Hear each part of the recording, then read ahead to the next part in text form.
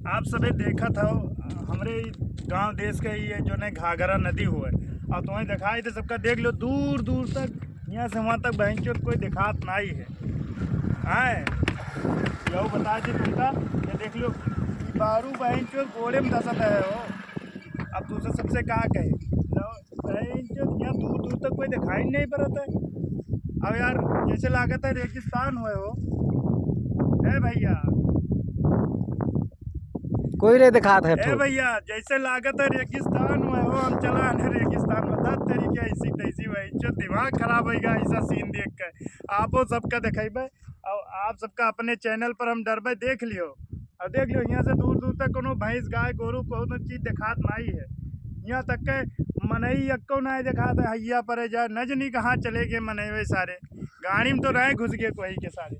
यहाँ तो दूर दूर तक बहन चो पानी नहीं मिलेगा और राम बाबू खींच काढ़ा था तो हमें तकलीफ होता है। पर आप लोग का बता